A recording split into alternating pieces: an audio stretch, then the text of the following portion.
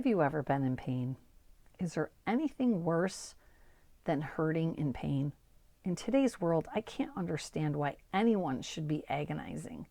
I especially can't imagine a person with dementia who is unable to communicate that they are in pain. Studies show the pain symptoms often go unnoticed by care staff due to a lack of knowledge and training. It is our duty to learn the signs and to take action for those who have no voice. As medical professionals, we have to advocate for those who need us to intervene. We would hope if the roles were reversed that someone would speak up for us and relieve us of our pain. Help is on the way. I'm Debra, founder of Answers About Alzheimer's. I do this out of love for those with Alzheimer's and dementia, and I do it for you. It's not for me. Training people just like you has become my life's work. You deserve to have access to the best training and to be given the chance to learn strategies that actually work. My certification course is guaranteed, so check out the full course listing at answersaboutalz.org. Today, we're going to get into detecting pain in a person with dementia. I can't think of a better gift for you and for your residents or patients. Oh, I almost forgot. Be sure to watch until the end. I'm giving away a free gift for you. So be sure to watch the whole video. It's pretty short and very important information. Okay, here we go. Pain. Pain can be unbearable. When you're in serious pain, you can't do anything else but suffer. When you're in excruciating pain, you can't be responsible for your emotions or your behaviors. It literally consumes you. I'm going to tell you a story. This is a true story about an elderly woman who lives in a nursing home. Dorothy has been a resident at this particular nursing home for almost 2 years. Dorothy suffers from arthritis and has advanced dementia. She has difficulty verbally communicating. She needs assistance with most of her activities of daily living, but she is able to wheel herself around the care facility. As time passes, the nurses and the aides providing care begin noticing a change.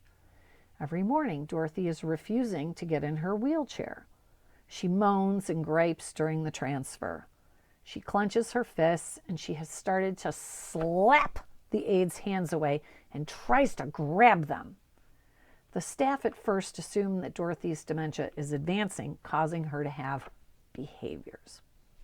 But after a visit from a concerned family member, the staff take another approach, and they perform a pain assessment, revealing that poor Dorothy has been acting out violently in an attempt to communicate that she needs help with her pain. When we hear about examples like this, we absolutely must remember that all behaviors, both verbal and nonverbal, are a form of communication. Even though Dorothy, with her advanced dementia and not being verbal, was really grabbing and slapping and moaning in an attempt to say, "Stop, you're hurting me. Stop, I don't like that. Stop, I need you to hear what I'm really trying to say. I'm not hitting or slapping you to be violent or malicious. I'm hitting you as an alarm. I'm desperately trying to tell you that I need something. I need your help. I need you to hear me. It's the only way I can communicate a need to you." Now, a cognitively intact individual hits to inflict harm, right? A person with dementia hits to try to tell you that they need something. A person with cognitive decline can only communicate in very limited ways. We have to listen. Why are they behaving in this manner? I've said this in other videos. A behavior is really a reaction. A behavior is a need. Dorothy is reacting out of pain. She's reacting the only way that she can. She cannot choose to react in any other way. This is sadly the only way for her to get your attention. She's trying to get your attention. So instead of focusing on Dorothy is hitting me, We need to stop and say, oh my God, why is Dorothy hitting me? What is Dorothy trying to tell me? What is Dorothy having a problem with? What's bothering her? Are you getting this? Good stuff, right? So the next time someone with dementia is hitting, pushing, grabbing, don't think that they're being nasty and trying to hurt you. It's not about you. It has nothing to do with you. What are they trying to say? Are they saying, I'm hurting? I'm afraid? I'm lonely? I'm in pain? They're saying with that smacking, please help me. When we observe a person with dementia having heightened agitation or aggression, one of the things we should be ruling out is pain. Remember that when a person can no longer communicate verbally, they will use any means available to communicate a need. These other ways of communication may come out exaggerated or inappropriate. It's all they can do. This person no longer has any inhibitory control. When we can't simply ask the person with neurodegeneration if they're in pain or how bad the pain is on a scale of 1 to 10, it's up to us to look for the clues and symptoms of pain. And I'm going to show you how. It's easier than you might think. There are many, many nonverbal cues to indicate pain. If your person has irregular breathing, this is actually one of the symptoms used in the PAINAD assessment scale that we're going to go over together in detail in a few minutes. Some other signs to look for would be teeth grinding and a furrowed brow, a frightened facial expression, and eyes squinted tightly shut. Look at their face. Is it all tensed up? Are their lips tense? What about their body language? Do they have a tight, rigid posture? Are they guarding any area of their body? Because they may not be able to tell you that they hurt, but they may be protective of that area of their body. Are they making any vocalizations? People with dementia may only be able to make a few noises or a single word like help, help. They are in some kind of distress, crying, wincing, groaning, moaning. They're not just trying to make a noise. They are trying to tell you something. Is this person rocking back and forth? Are they fidgeting? Are they clinging or grasping those bed rails or blankets or even you? This is pain, anxiety, and fear. So if you see these signs and symptoms, it's time for action. There are many tools out there that are used by medical professionals to assess pain. The one I like to use is probably the most common, and I'm going to gift it to you at the end of the video. I'll tell you where you can get it at the end. I'm going to tell you. Yes, I am. My thing just stopped. Sorry about that. So I'm going to tell you where you can go to print it. The PAINAD scale is used worldwide to assess pain in those with advanced dementia. The assessment is divided into 5 categories. This tool is really, really easy to use. The first thing you need to do before we start evaluating is you need to know that you should be observing the patient for about 5 minutes. The patient should be assessed during and after movement, not necessarily at rest. But a person can have pain at rest, so use your common sense. Don't force the person to move for you to get the assessment. Okay, first thing we're going to observe is their breathing. Each of the 5 categories are going to be scored. You will score them a 0, a 1, or a 2. Simple. 0, 1, or 2.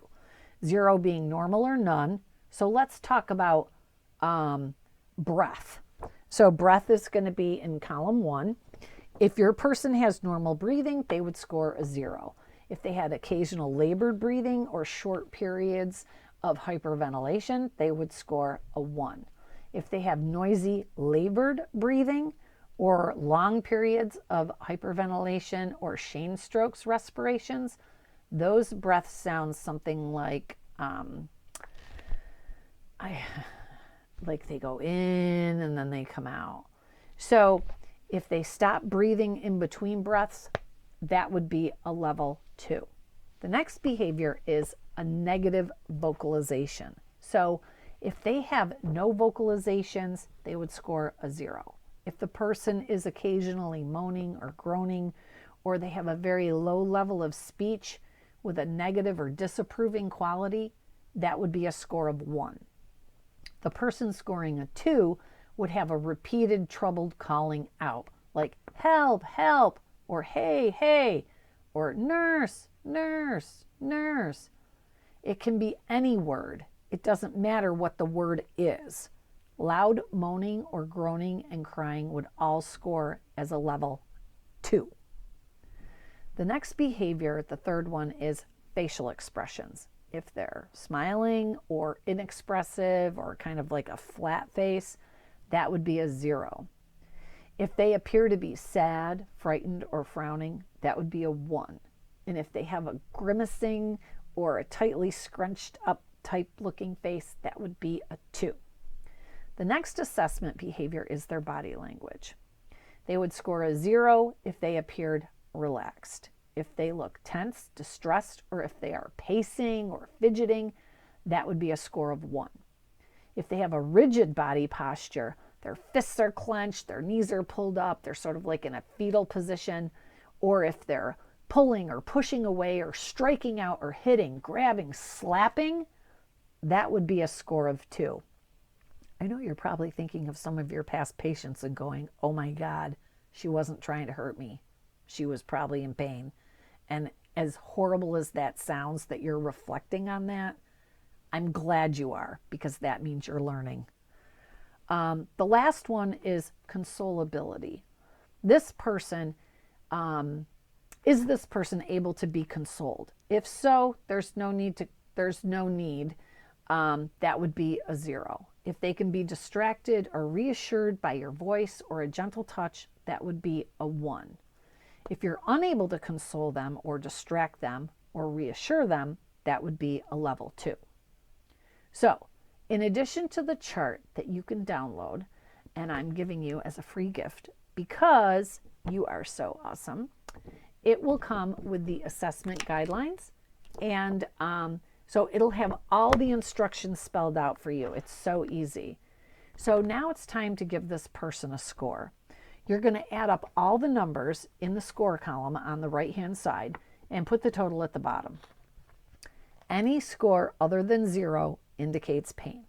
A score of 1 to 3 is considered mild, and a score of 4 to 6 is considered moderate, and a score of 7 to 10 is severe pain. So what should you do if you feel that your person is suffering? So if your assessment results show that the person is indeed in pain, don't delay. Remain calm, and if pain meds are given, try some soothing activities to pass the time until the meds kick in. Some ideas would be to play their favorite music, storytelling, gentle stroking or massage. Oh, and I almost forgot your free gift. You can download and print this pain assessment tool by going to my website, answeraboutalz.org. Drop your comments down below. I love hearing from you. Tell your coworkers about the channel. Oh, make sure you subscribe. And you know what I always say, together we can.